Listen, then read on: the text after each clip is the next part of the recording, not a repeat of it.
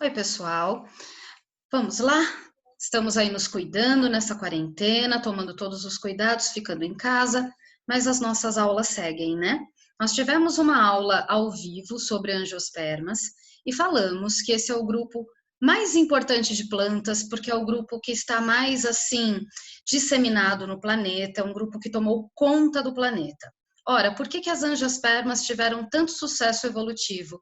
Porque são as plantas mais completas, com mais aquisições evolutivas, as plantas que têm frutos verdadeiros protegendo as sementes, e esses frutos e sementes são produzidos a partir de flores verdadeiras.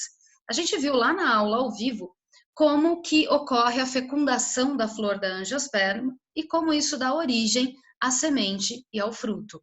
Agora a gente vai contar mais alguns detalhes, né?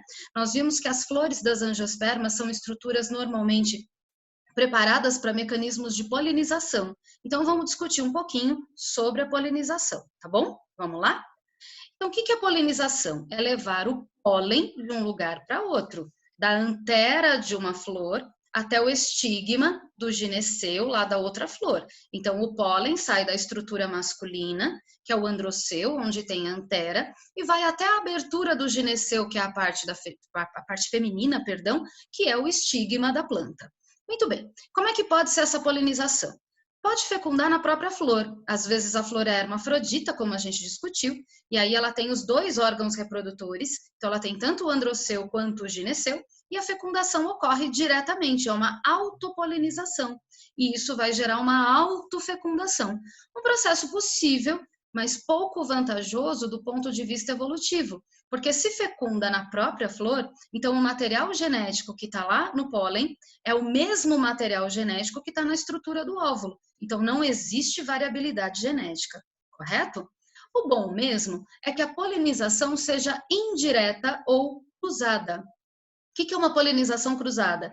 Quando o grão de pólen é transportado da antera, do androceu de uma flor, até o gineceu de outra flor, da mesma espécie, mas uma outra flor. Isso vai gerar variabilidade genética. Então, é um processo bem mais legal, né?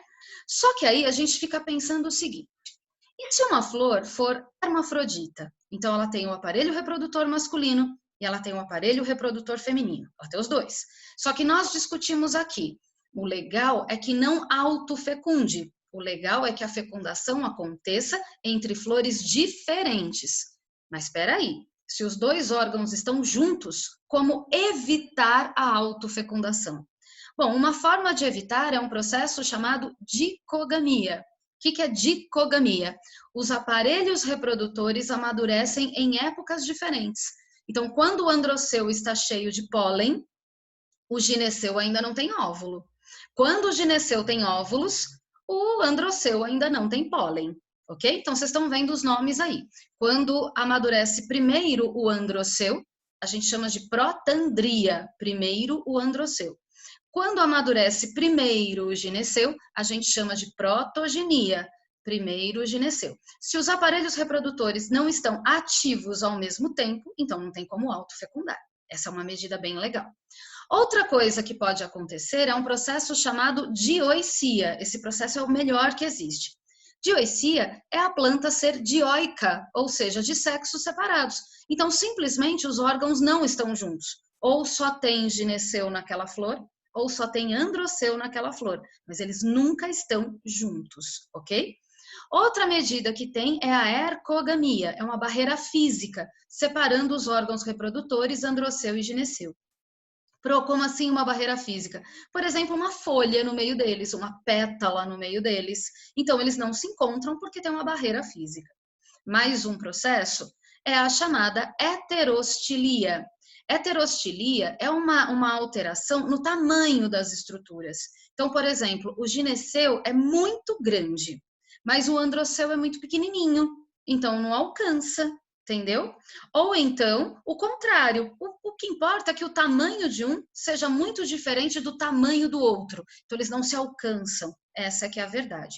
Um outro processo para evitar a autofecundação, que é bem legal também, é um negócio chamado autoesterilidade. Aí a palavra diz por si só, né? Ou seja, o gineceu é estéril ao seu próprio androceu. O óvulo é estéril ao próprio pólen, então nunca vai autofecundar. Ok, pessoal? Então vamos lá, vamos continuar. Aqui a gente já viu. Temos aí tipos de polinização. A gente dá o nome de entomofilia quando a polinização é feita por insetos. Insetos tipo borboletas, abelhas, besouros. Entomofilia. Essas flores normalmente são de cor amarela, laranja, pink ou até o vermelho. Então varia de amarelo até vermelho. Normalmente são flores perfumadas, isso atrai o inseto e elas têm néctar. O inseto vai até a flor à procura do néctar para se alimentar. E aí, sem querer, ele acaba levando o pólen. Então ele mexe numa flor, se suja, sem perceber, ele se suja com aquele pólen. Ao visitar outra flor, ele levou o pólen. Normalmente essas flores também têm superfície achatada, porque os insetos pousam. Então tem uma superfície de pouso, tipo margarida, sabe? Tipo girassol, flores assim. Outro tipo de polinização é a chamada ornitofilia. Ornitofilia é polinização por pássaros, como, por exemplo, o beija-flor. Essas flores normalmente são bem vermelhas e a união das pétalas, que é a corola, forma um tubo, corola tubular, forma um tubinho onde o beija-flor coloca exatamente o biquinho dele. Então, a flor do hibisco é assim, as rosas são assim, ok? Outro tipo de polinização muito interessante é a chamada quiropterofilia. Olha o nome, quiropterofilia. É a polinização por morcegos. Existem dois tipos de morcegos, aqueles que são hematófagos, que se alimentam de sangue e, portanto, mordem para poder se alimentar, mas também existem os morcegos polinizadores, que não fazem mal a ninguém. Eles visitam as flores porque se alimentam do pólen e do néctar. Como os morcegos são animais que só se movimentam à noite, então as flores polinizadas por esses morcegos normalmente se abrem só à noite. São normalmente flores brancas em cachos, porque o morcego não pousa, ele bate no cachinho e vai embora. E essa é a polinização típica de uma planta que vocês conhecem como dama da noite. Uma planta de flores muito perfumadas para atrair o morceguinho e que só se abrem à noite.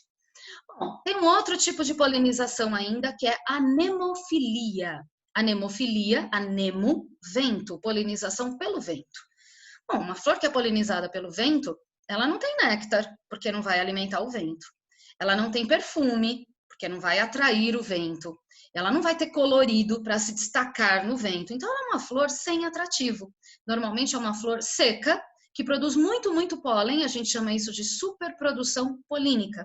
E isso serve, então, para atrair os insetos, ok?